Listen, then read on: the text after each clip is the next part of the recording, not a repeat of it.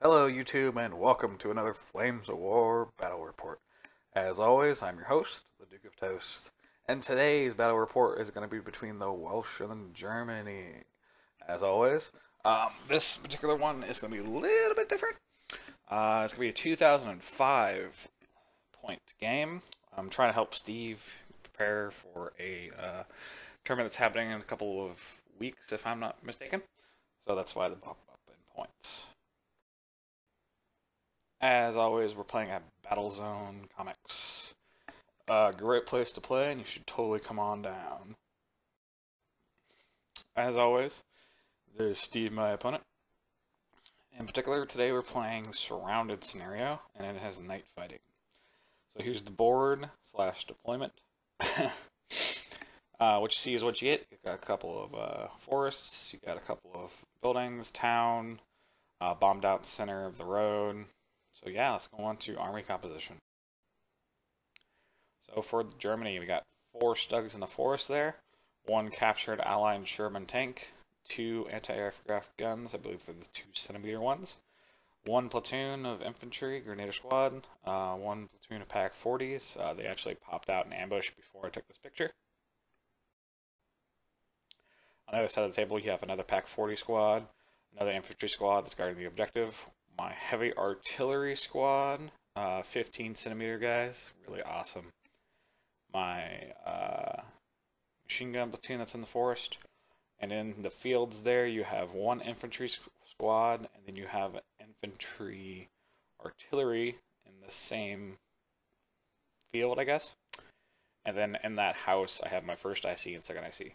And everything is dug in and gone to ground that can be dug in and gone to ground. So on Steve's, I believe, would be my right side of the table. You have 1 infantry squad and their universal carriers. You have 1 rookie squad right next to them. His artillery battery that's all along the board edge. And on this side, you have an infantry squad that's outside of their transportation. You have some anti-tank guns. I believe they're 6-pound guns. And then you have an infantry squad that's inside their transportation. He ran out of models and or forgot to bring them, so he's using some Shermans as proxies.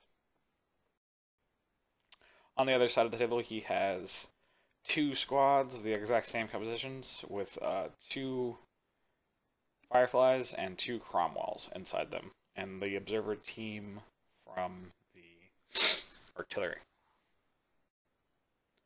So top of turn 1. Before he moves, our Recce goes up. And then turn 1 really begins. So the Recce goes down the road still a little bit, and the infantry platoon rides up into the town. On the opposite side of that same table, 1 infantry platoon runs to the forest, the other one runs up the board edge, and the 6-pound guns runs up with them. On the opposite end of the table, the Fireflies and the Cromwells just move up to town. Because we are playing night fighting rules, extremely hard in this first turn to do anything as for firing, so not much happened. So German player turn 1.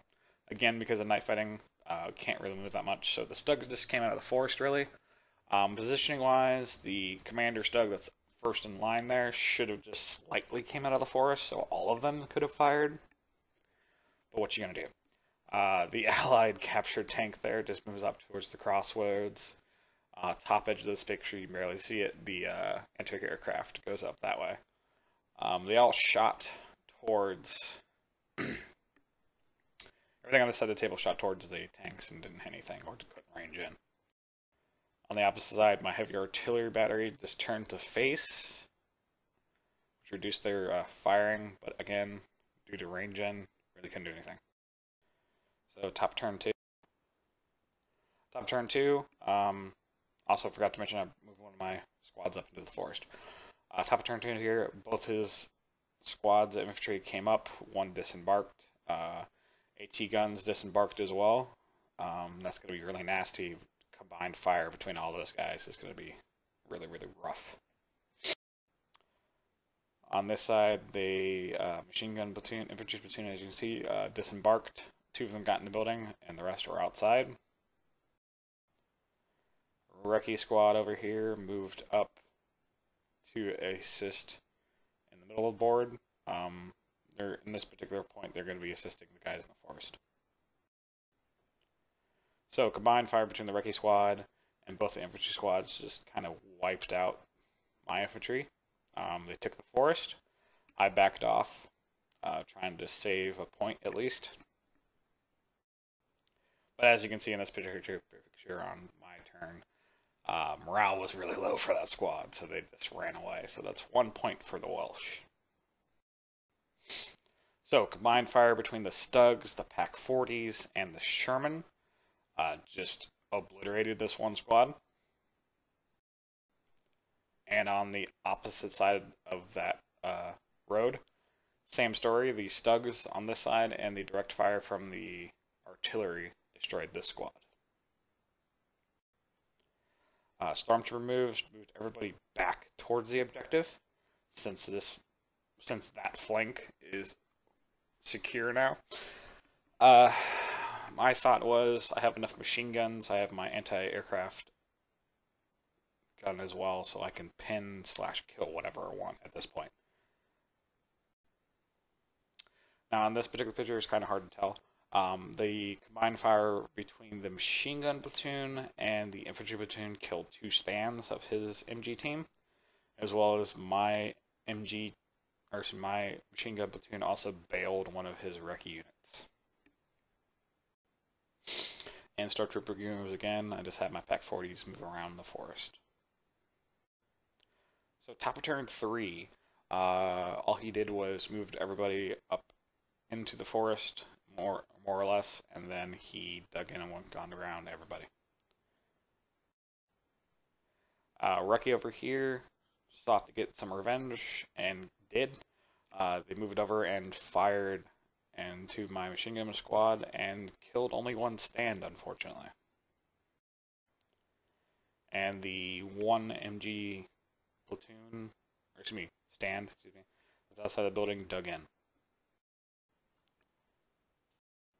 So German player turn 3, moved my Stugs up, moved my Packs up, moved my anti-aircraft up, moved everything up on the side of the table. This picture is after a Stormtrooper move, so technically the anti-aircraft gun was actually right next to that infantry stand. Shot everything into the platoon, and also shot the Recce. Didn't really do anything. Here's another shot of the board.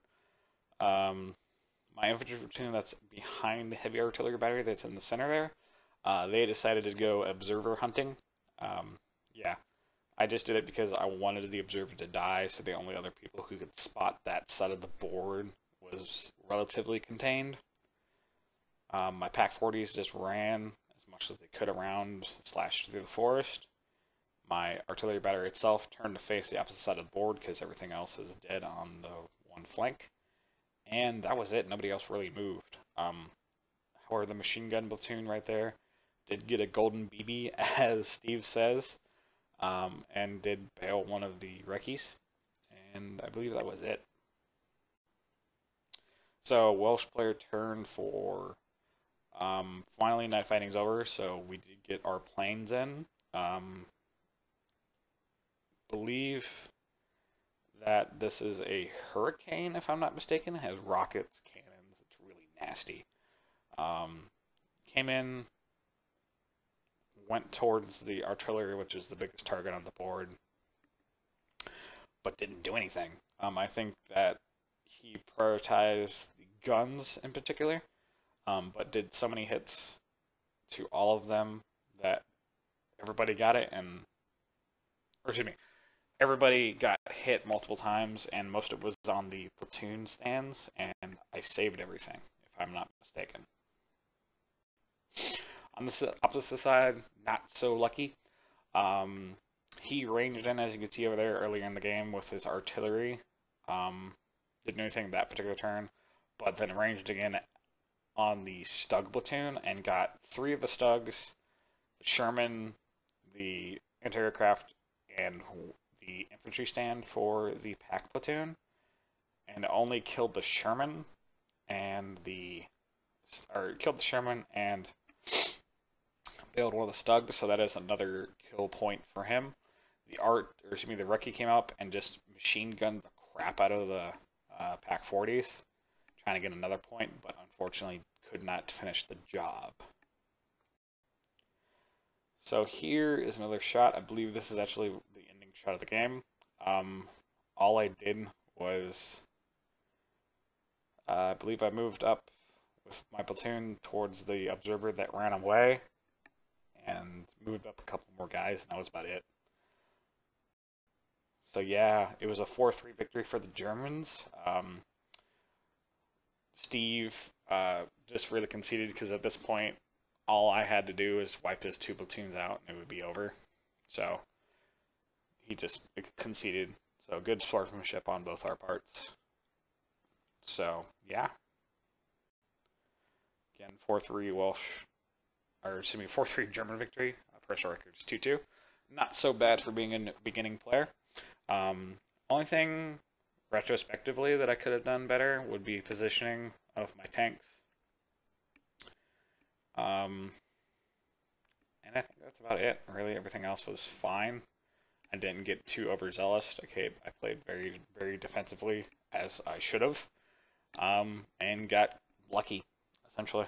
So, always great to play with Steve, and always great to play at Battlezone. So, if you guys are in the local area, please stop by. Cannon would really appreciate it. And tune in next time for another battle report. As always, I am your host, Dick of Toast. Have a wonderful, wonderful day.